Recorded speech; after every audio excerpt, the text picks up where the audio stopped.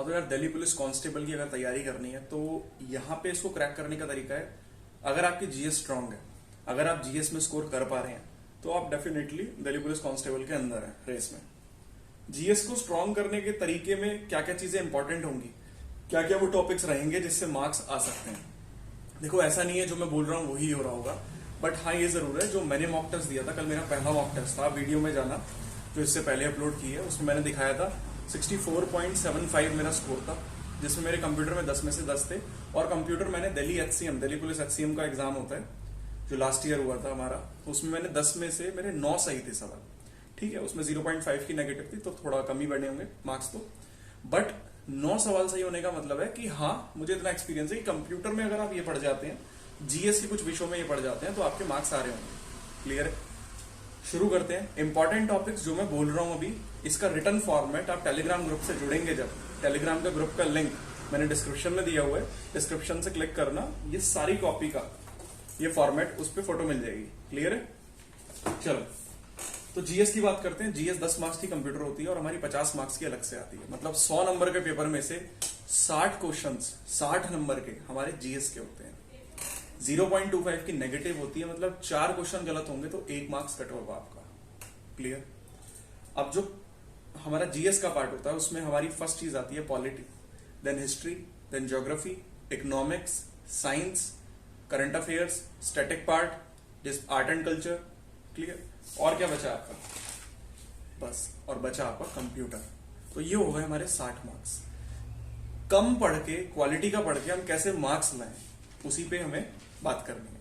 अगर मैं पॉलिटी की बात करता हूं आपसे, तो सबसे मोस्ट इंपॉर्टेंट शेड्यूल्स जो हमारे 12 शेड्यूल्स हैं, ये शेड्यूल्स आपको पता होना चाहिए कि फर्स्ट में हमारा यूनियन एंड टेरिटरीज के बारे में बात हुई है, इट्स टेरिटरीज के बारे में। सेकंड में हमारी ओथ के बारे में बात हो रही है, थर्ड में हमारी सैलरीज के बारे में बात हो रही है, ये सब चीजें जो बताई गई हैं। 8वें में हमारी लैंग्वेज के बारे में बात हो रही है। पहला टॉपिक हो गया, शेड्यूल्स पढ़ने हैं आपको पॉलिटी के। देन आपको अमेंडमेंट्स करने हैं। अमेंडमेंट्स वैसे 104 है, 104 नहीं पढ़ने हैं, ये भी मैंने लिखा हुआ है इसमें। जब टेलीग्राम के ग्रुप में जाओगे तो उसमें मिलेगा भी कि कौन कौन से इंपॉर्टेंट है। एक तो 10वां पढ़ के जाना है पक्का, 13वां पढ़ के जाना है, 24वां, 36वां जो कि 1975 में जब सिक्किम बना था तो इसी अमेंडमेंट के तहत बना था। 36वें के बाद आपको 56 गोवा, 56 अमेंडमेंट 1987, इसमें किसका जिक्र है? गोवा का। क्लियर है? 42nd अमेंडमेंट जिसको मिनी कॉन्स्टिट्यूशन बोला जाता है, 44th amendment, 100th amendment, 101st amendment जिससे जीएसटी 2017 में आया 1 जुलाई को, good and services tax, value added tax को हटा के जीएसटी को लाया गया था। 102, 103 और 104। हाँ, ये दो टॉपिक भी, ये दो अमेंडमेंट भी पढ़ लेना आप, 61 और 69। 61st अमेंडमेंट एक्ट में ये बताया गया था जो वोटिंग करने की एज होती है वो हमने 21 से 18 कर दी थी, रिड्यूस कर दी थी। 61st अमेंडमेंट एक्ट आया था हमारा 1989 में। क्लियर है बच्चों? तो इसको पढ़ लेना। उसके बाद आपका इंपॉर्टेंट टॉपिक है फंडामेंटल राइट्स। इसमें 12 से 35 फंडामेंटल राइट्स होते हैं, लेकिन कौन से इंपॉर्टेंट है? एक तो 14 से 18 पढ़ लेना, ठीक है। 32 तक तो सारे पढ़ लेना, लास्ट के 3 छोड़ भी दोगे कोई दिक्कत नहीं है। पढ़ना ना पढ़ना आपके ऊपर है, ये मैं वो चीजें बता रहा हूं जो मोस्ट इंपॉर्टेंट है। इसके अलावा भी कोई क्वेश्चन आता है तो वो मतलब जेन्युइन है, वो आ सकता है, लेकिन ये वो टॉपिक है, इसको तो बिल्कुल ही मत छोड़ना। यहां से तो क्वेश्चन अगर आएगा ना तो वो आपका बन जाएगा। तो हाँ भाई, डीपीएसपी की हम बात कर रहे थे। तो डीपीएसपी अगर हम बात करें तो 36 से 51, ये तो सारी पढ़ के जानी है आपको कि 51 में हमें पता है इंटरनेशनल पीस के बारे में बात करिए। 50वें में हमारा जो जुडिशरी है उसको एग्जीक्यूटिव से अलग किया हुआ है, सेपरेट किया हुआ है।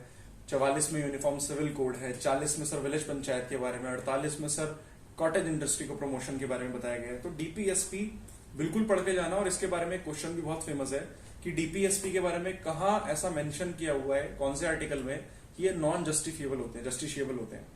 तो ये हमारा 38वां आर्टिकल है। क्लियर है? 38वां या 37वां, थोड़ा सा इसमें मेरे को भी डाउट है, उसको देख लेना आप जाके। तो 36 से 51 आप डेफिनेटली करके जाएंगे। फंडामेंटल ड्यूटीज जो कि हमने यूएसएसआर जिसको बोलते थे हम, रशिया, वहां से लिए 11 ड्यूटीज हैं। 11वीं ड्यूटी हमने 86वें अमेंडमेंट 2002 से ऐड की है।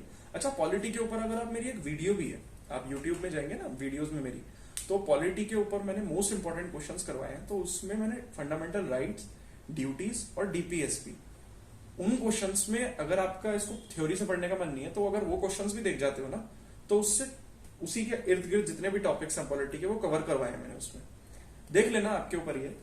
तो यार 2 टॉपिक्स बच गए, फिर उसके बाद पॉलिटी खत्म हो जाएगी।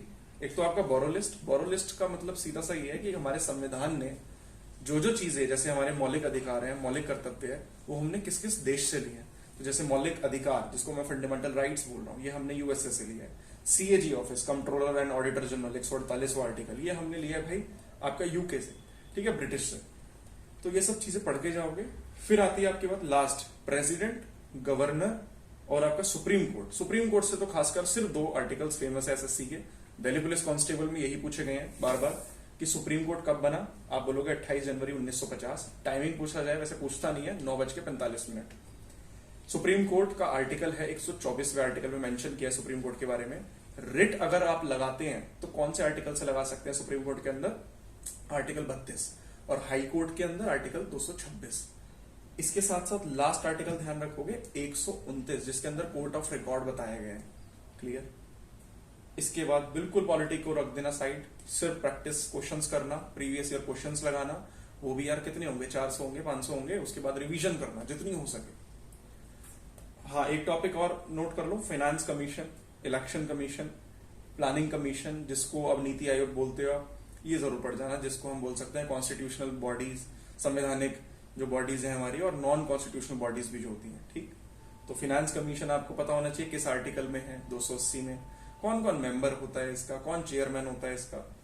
प्लानिंग कमीशन में प्राइम मिनिस्टर, जो कि नीति आयोग है, प्राइम मिनिस्टर ही हमारा चेयरमैन होता है इसमें। नीति आयोग नाम हमने कब करा था? 1 जनवरी 2015 को करा था। बनी थी प्लानिंग कमीशन 1950 में। इलेक्शन कमीशन की बात क्या क्या क्वेश्चन पूछता है सर? आर्टिकल 324 में आता है। ठीक है, पार्ट इलेक्शन का हमारा 15वें पार्ट में है हमारे संविधान के। सर 326 के तहत आप वोट डाल सकते हैं। तो ये सब पढ़ जाना बॉस। पॉलिटी खत्म। यहां से 6 से 8 क्वेश्चन आएंगे, 5+ क्वेश्चन आप कर रहे होंगे अगर 8 क्वेश्चन आ रहे हैं इसी टॉपिक्स में से, इन्हीं टॉपिक्स में से। मेरी बातें रिकॉर्ड हो रही हैं, जब एग्जाम होगा तो आप बोलेंगे। और मॉक टेस्ट में देख लेना यही टॉपिक्स में से आप कितने स्कोर कर रहे होंगे।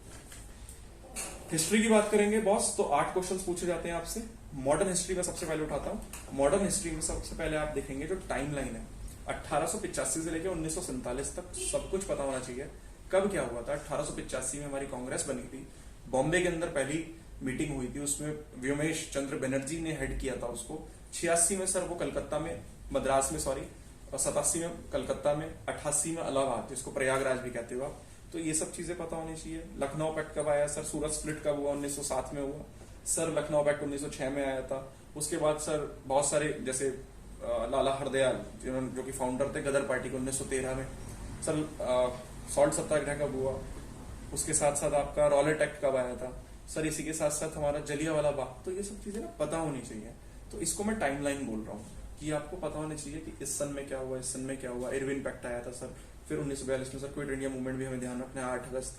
ठीक है, और बॉम्बे खासकर जगह थी क्विट इंडिया मूवमेंट की, जिसमें ये भी बोला था गांधी जी ने, भारत छोड़ो, वो करो या मरो, सॉरी करो या मरो, डू और डाई। तो गांधीयन एरा, गांधी जी से याद आ गया, गांधीयन एरा को भी आप ध्यान देंगे। ये टाइमलाइन अलग है, इसमें गांधीयन एरा मतलब गांधी जी के वो सन आपको पता होना चाहिए, इंपॉर्टेंट। तो वैसे तो बहुत सारे मिलेंगे इस किताब में, लूसेंट में, लेकिन मैं कहूंगा कि आप लूसेंट उठा लेना, लेकिन ये वाले टॉपिक्स पहले पढ़ना लूसेंट से। या किसी की भी वीडियो सुनते हैं आप, किसी भी टीचर की, सभी बहुत अच्छा बता रहे हैं इस पे। जिसने भी वीडियो बनाई है और यूट्यूबर्स ने, सबने बढ़िया बताया। ठीक है, तो किसी को भी सुन सकते हो। गांधीयन एरा में 1915 सबसे पहली बार हमारे भारत के अंदर गांधी जी साउथ अफ्रीका से आए थे 1915 में। 1917 में स्ट्राइक रखी, 1918 में स्ट्राइक हुई, 1920 में नॉन कॉपरेशन मूवमेंट में रहे, 1942 8 अगस्त को हमारे क्विट इंडिया मूवमेंट में रहे, 1930 में हमारा सॉल्ट सत्याग्रह जो कि दांडी से लेकर साबरमती तक चलाया 24 दिन में, 24 दिन लगे थे। फिर आपका टॉपिक आता है मॉडर्न हिस्ट्री के बाद सर बैटल्स कुछ इंपॉर्टेंट होती हैं। अभी डीडीए एएसओ का एग्जाम हुआ था, वहां भी ये इंपॉर्टेंट बैटल पूछी गई थी, जो कि आपकी battle of Plassey. Battle of Plassey जो है,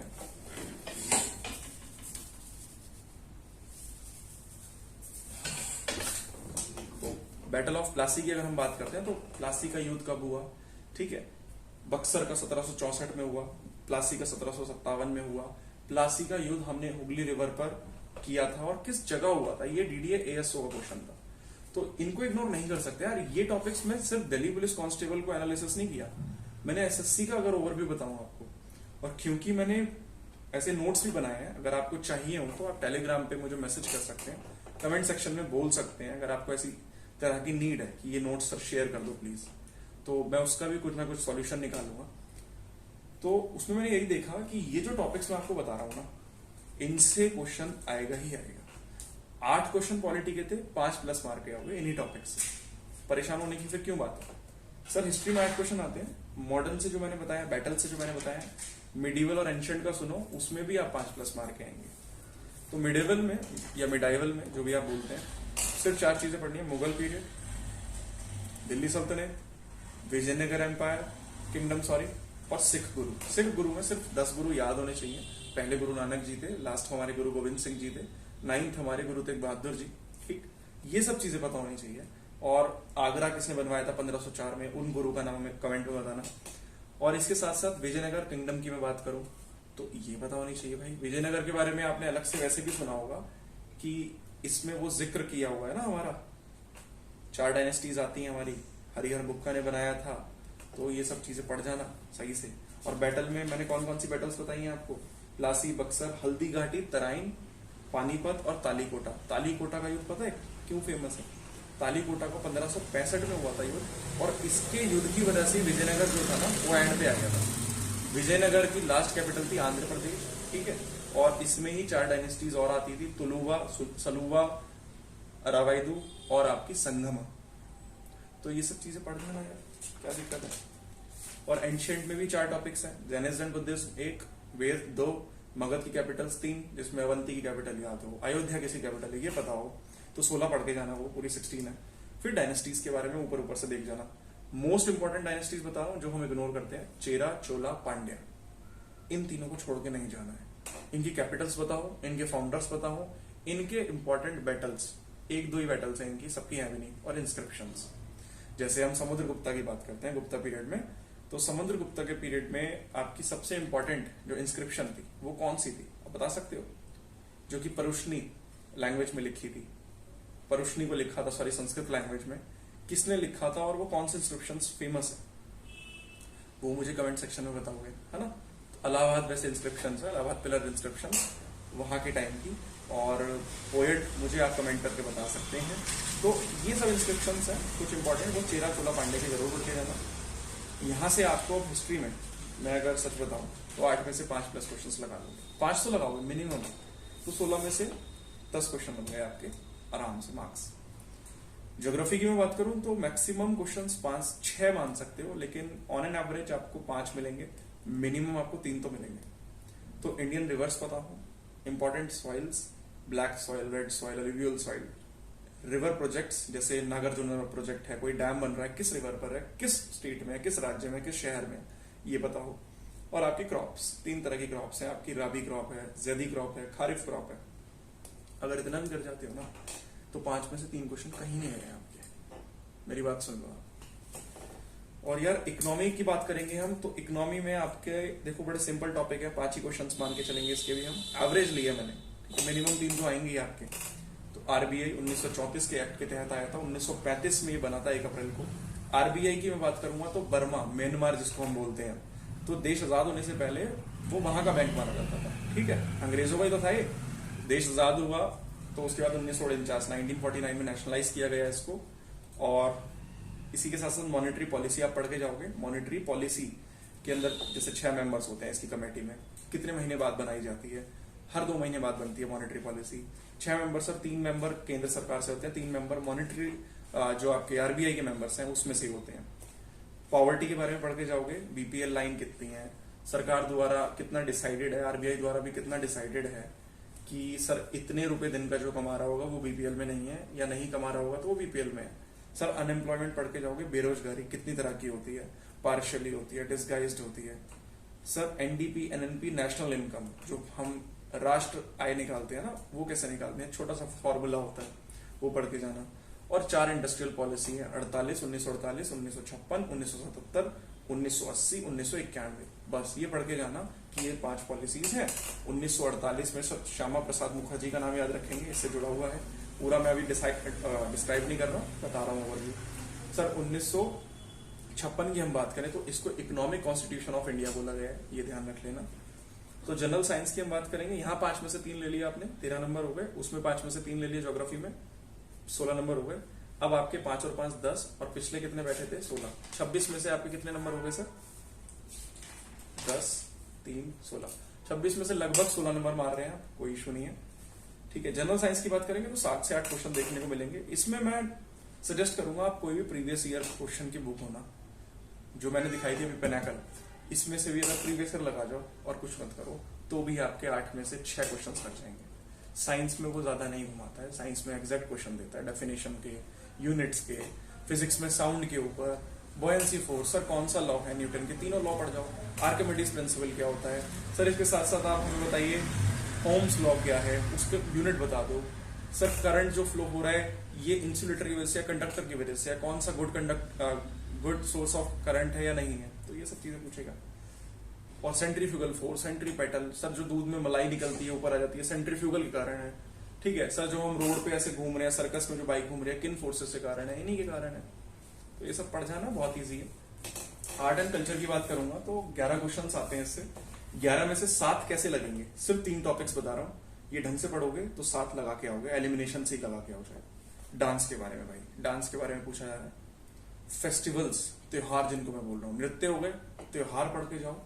और आपका इंस्ट्रूमेंट्स और इंस्ट्रूमेंटलिस्ट, मतलब जो शहनाई है, सिंथूर है, ये सो इंस्ट्रूमेंट होते हैं इनको बजाने वाले, ये कौन बजाता है। जैसे आपने सुना होगा, अगर हम बिस्मिल्लाह खां, ये क्या बजाते थे, ये पूछ लेंगे, या क्या बजाते हैं, ठीक। तो यहां से 7 नंबर ऐसे उठाए जा सकते हैं। करंट अफेयर्स 7 महीने की मिनिमम पढ़ के जाओगे, 10 से 12 क्वेश्चंस पूछे गए थे लास्ट ईयर, तो उसमें से अगर 8+ करना चाहते हो तो 7 महीने की मिनिमम पढ़ के जाओ। 8+ कर रहे होंगे। उस 7 महीने में अवार्ड्स कि अवार्ड्स किसने जीते, मैचेस कहाँ हुए, आईपीएल कौन जीता, वुमेन भी इंट्रोड्यूस हो गई है क्रिकेट में, ये सब चीजें पढ़ के जाना, तो 8 क्वेश्चन आप लगा पाओगे, ठीक है। अब मैं इनको ऐड कर लेता हूँ अभी के लिए। 10 मार्क्स में हटा रहा हूँ कंप्यूटर के, तो 50 मार्क्स की जीएस में कितने लिए आते हैं, 8 और 7 15, 15 और 6 सर 21, 21 और 5 सर 26, 26 और 5 सर 31, 31 के बाद सर 41, ज्यादा हो गए, चलो हम मिनिमम 38 तो ले सकते हैं। तो बॉस ये मैं जेन्युइनली बता रहा हूँ आपको, अगर ये टॉपिक पढ़ जाते हो तो ये दिखने में छोटे लग रहे हैं, इसमें भी आप जब पढ़ेंगे तो आपको लगेगा हाँ इससे आ रहे हैं 38 मार्क्स, ठीक है। उसके साथ साथ अब हम आ जाते हैं अपनी कंप्यूटर पे, क्योंकि मैंने 10 स्कोर किया है और मैंने 10 में से 1 गलत किया था HCM में, दिल्ली पुलिस में, तो मैं कह सकता हूँ कंप्यूटर के बारे में श्योरिटी कि अगर आप 10 में से 8 नंबर मिनिमम चाहते हैं इन दिनों में जल्दी से पढ़ाई करके, ठीक है। मैं सिलेक्शन की बात कर रहा हूँ, मैं टॉप मारने की बात नहीं कर रहा, हर एक में फुल लाने की बात नहीं कर रहा, मैं सिलेक्शन की बात कर रहा हूँ। तो भाई इन वाले टॉपिक्स को बिल्कुल मत छोड़ना जो मैंने आपको बताए हैं, और जिनकी आपको फोटो चाहिए तो टेलीग्राम से ले सकते हो, चैनल में लिंक मैंने डिस्क्रिप्शन में दिया है। इन टॉपिक को बिल्कुल मत छोड़ना, मैं सीरियसली कह रहा हूँ आपसे। सर MS एक्सेल हो गया, MS वर्ड हो गया, पावर पॉइंट हो गया, फुल फॉर्म हो गई, और आपके साथ इंटरनेट के बारे में। MS एक्सेल से सर कितने स्प्रेडशीट खुल के आती हैं, बाय डिफॉल्ट 3 आती हैं, रोज क्या होती हैं, कॉलम क्या होते हैं, सर 2007 में कितने थे, ये सब चीजें पढ़ के जाना। वर्ड में सर मैक्सिमम साइज कितना होता है, कितना जूम इन कर सकते हैं, जूम आउट कर सकते हैं, पावर पॉइंट में भी यही चीजें। तो इसके बाद सिर्फ प्रैक्टिस क्वेश्चन, सिर्फ प्रैक्टिस क्वेश्चन, लगभग 15 दिन तो प्रैक्टिस क्वेश्चन रखो, और डेली भी चला सकते हो तो चलाओ। एक बार वो क्वेश्चन खत्म होंगे तो उसके साथ साथ रिवीजन चलानी है, लेकिन उसके बाद लग के रिवाइज करो भाई। 60 में से आपके, अभी मैंने कितने जोड़े थे, 48, 60 में से आपके 49 नंबर बन रहे हैं अगर 60 में से, और जो बचा 40 उसमें 25 की रीजनिंग, 15 की मैथ्स। 25 की रीजनिंग तो मैं आपकी ठोस करवा दूंगा, वैसे आपकी अच्छी होगी, क्लियर है, क्योंकि मैं रीजनिंग पढ़ाता भी हूँ, आपको जैसा पता है कि मैं कोचिंग्स वगैरह में रीजनिंग पढ़ाता हूँ अभी, बैंकिंग की और आपकी SSC की और लॉ एंट्रेंस एग्जामिनेशन की। तो भाई 40 में से मुझे ऐसा लगता है 40 तो लाओगे, बट हो सकता है 40 ना आए, प्रेशर है, इसलिए मिस्टेक्स हो जाती हैं। वैसे डूएबल है, 40 लाना डूएबल है, ठीक है, बहुत से बच्चे लाते भी हैं, डूएबल है इसलिए मैं बोल रहा हूँ, लाए जा सकते हैं। लेकिन आप मान के चलते हैं हम यहाँ पे प्रेशर था या सिली मिस्टेक हो गई, 40 में से आपने स्कोर किया 37, 37 का मतलब हो गया 49, और 37 को अगर मैं जोड़ता हूँ तो आपका 86 स्कोर बन रहा है। और ये कुछ ज्यादा बन गया है उम्मीद से, तो अगर 86 का टारगेट लोगे, 76 पे तो रुकोगे, और 76 पे अगर रुके तो आप चाहे यूआर हैं, ओबीसी हैं, एससी हैं, एसटी हैं, कोई नहीं रोक सकता आपको पेपर क्लियर करने से फाइनल लिस्ट तक। नॉट फॉर फिजिकल के लिए तो आपको आएगा ही आएगा बुलाने का कॉल, लेकिन आपको फाइनल में भी मेरिट में होंगे, और मैं फाइनल मेरिट का सिलेबस बना के आपको डिस्कस कर रहा हूँ, नॉट फॉर फिजिकल। तो अगर वीडियो अच्छी लगी है तो इसको ना लाइक मत करना चाहिए, इसको उन बच्चों तक जरूर शेयर कर दो जो बच्चा सच में जिसको नीड है अभी और वो थोड़ा डिस्ट्रैक्टेड है। ठीक, तो मैंने बहुत एनालिसिस के बाद ये जो मैं वीडियो बना रहा हूँ, ये वीडियो से आपको फायदा हो इसलिए मैंने प्रॉपर लिख कर रखा है, साफ राइटिंग में आपको चीजें मिलेंगी टेलीग्राम ग्रुप से। और कोई भी मदद चाहिए हो तो कमेंट कर सकते हैं, कोई भी इशू है आपको। बाकी तो थैंक यू सो मच यार, चैनल को सब्सक्राइब नहीं किया तो उसको सब्सक्राइब करिए। Thank you so much.